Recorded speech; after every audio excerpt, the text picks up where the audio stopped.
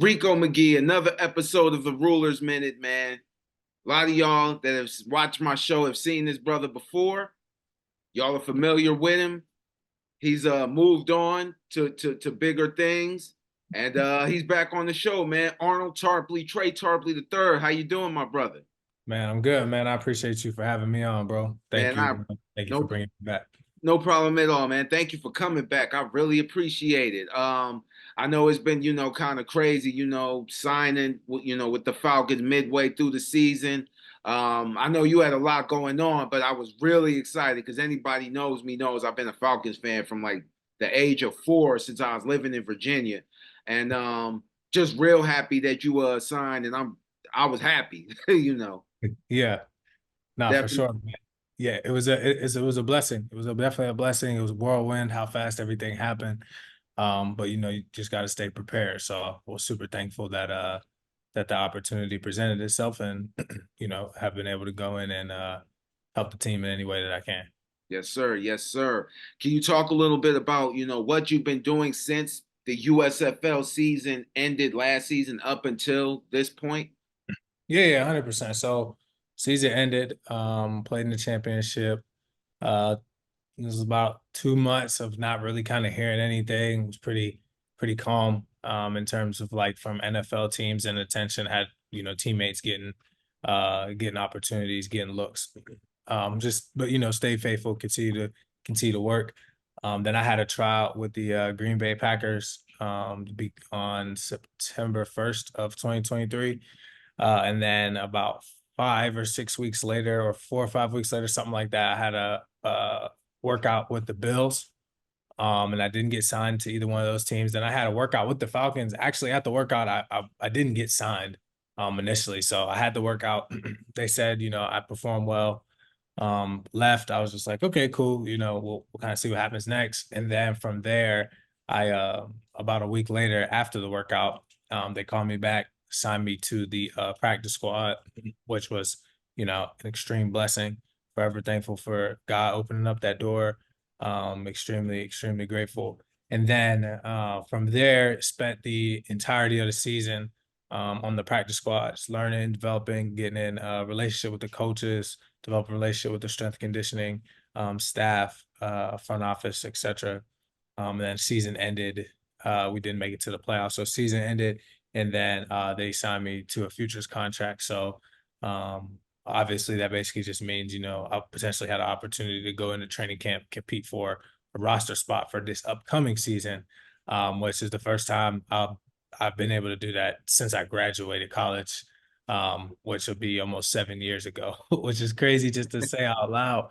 But it's been a long time coming to get to this point where I can actually prepare for an off season, prepare how I'm going to train, figure out my routine and my schedule, and what that looks like in preparation for the 2024 NFL calendar year. So yeah, that's basically a rundown since the last time we spoke, or since the USFL ended. Currently, where I'm at.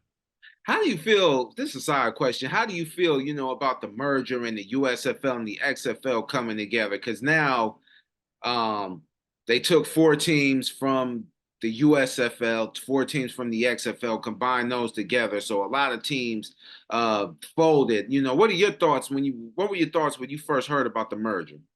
Yeah, a good question, man. I think it's pretty cool. I think that uh having two spring footballs was already really difficult. From a financial standpoint for both leagues, from a marketing standpoint for both leagues, and then from a player standpoint too, because they both had their pros and cons, just like anything in life. Now them coming together, I see more pros than cons.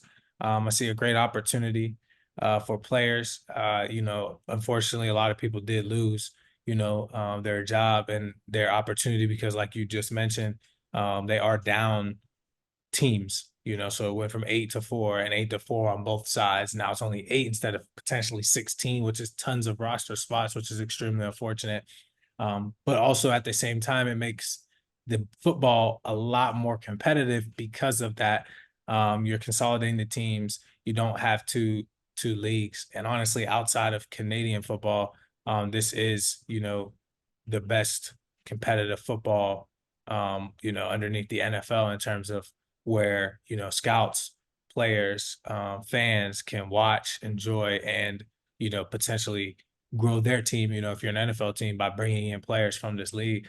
I think it's going to be exciting, man. And I think the structure of it and everything that they're doing from a business standpoint, I don't really know too much about it, but I'm sure, those minds creating something will reap a harvest in terms of, how it's set up from a structural standpoint.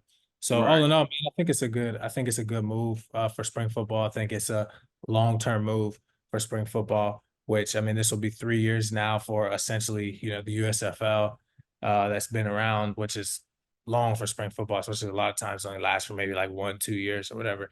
So to be going into third year now partnered up from a capital standpoint, I think it's going to be really good. And football wise, it'll be fun for the fans. I think so as well, man. Only thing that sucks is if I want to cover a game, I would have to drive to Michigan, which is ain't bad. It's only like 2.5 hours. So, but I like it because now it helps spring football to survive because like you said, it only most spring leagues only last maybe about a year or two. So I'm Yeah. excited and it's going to be interesting. Plus that first game between the Stallions and the Renegades, I believe, won the championship for the XFL. That's going to be a good game in my opinion. Yeah. So what was the process? What's the process been like being a new signee and you're learning the playbook? Can you talk a little bit about what is like and what a typical day is like, being on the practice squad and still learning and everything like that? Yeah, yeah, yeah. So, I mean, coming into any environment, especially when you come middle of the season, it can be pretty difficult just because, the other people on the team, they've been there since, OTA, so started back in April, right? And then you have, the draft, and then they have OTAs from, May-ish, mandatory mini camp. Then you have training camp. Then I came in essentially week 6 of the season, right? So that's 1, 2, 3. That's about 5-ish months of football playbook installation that you kind of miss, and you're just thrown into the fire and got to catch up. I wasn't one of those guys that was on their preseason roster to come back in. So it's like, oh, it's kind of relative. It was all brand new. I didn't know anybody there except for 2 players, and I hadn't had any experience with their playbook. So I would say just from a playbook standpoint, I would like to say I have a pretty solid football IQ. So I was able to pick Okay. it up relatively quickly. It took me, not too long, but was able to, pick it up. From a day-to-day standpoint, though, get up in the morning, depending on what day of the week it is, Wednesday, Thursday, or Friday, you'll have some form of, team meeting, special teams meeting, position meetings. You'll have walkthroughs, you'll eat lunch, you have more walkthroughs, more meetings, and you'll go out to the practice in the afternoon. That was the structure of our organization. Obviously, every organization is different. And then depending on the day, you may or may not have meetings in the afternoon and the evenings as well. And that's basically, the structure. You got your lifts sprinkled in there. You got community service events, depending on, what aspect of that organization you fit, and kind of where you see that you want to give back as well. And that's basically it, man. I mean, it wasn't too much different from the USFL, or from any, professional football league. The only real difference is just, the people you're playing against and, the name and everything like that. But from a structural standpoint on the day to day, it's all relatively the same. Okay. So it's like I know they say, the speed and like like the talent level might be a little different in the NFL from the USFL. You didn't see like it wasn't like say you had to check like Kyle Pitts or Drake London or anything like that. Did you notice anything different versus like a receiver you might have went up against in the USFL or Yeah, yeah, no, yeah. Guys are definitely legit. It is the NFL for a reason, in terms of like play and not. But once again, it was practice too. So games are a little bit different, from that aspect. So I wouldn't say I have like the best, I don't know what you want to call it, perspective, I guess, to offer, just because like I haven't been out there in a professional NFL game yet to kind of gauge it from that standpoint. But from, like day to day, like organizational aspect of like what the day looks like, it's all relatively the same. But from player standpoint, nah, great players. I think it's great players at all levels. If you're in the USFL, I think there's great players, XFL, UFL, whatever league, Canadian Football League, and the NFL. You have your cream of the crop, and then you have your, middle pack guys. Every organization is kind of set up like that, but not. It's definitely, we definitely got great players, and in all aspects. Right, On right. So, I tell people oh, any given Sunday, man, you never know. Anything can happen. People show up, ball out. We see teams lose that we didn't expect to lose. We see teams win we didn't expect to win. It happens every week. So, just got to show up. yes, sir. Yes, sir. So, being even though being on, were you able to learn from players like Jesse Bates and AJ Terrell and D Alford and those guys? Yeah, for sure, for sure. Able to learn, develop good relationships. All those guys make plays. You know what I mean. Make sure everybody's lined up doing your job. So yeah, it's a good opportunity to learn. Continue to learn. I'm always a sponge. No matter if they've played or not played. Anybody Right. that has something that I feel like can help me improve as a player.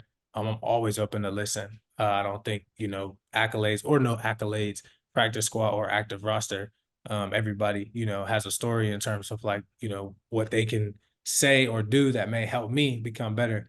Never try to act like I know it all by any means. So yeah, all those guys have been tremendous help. Okay, cool. How you like the city of Atlanta?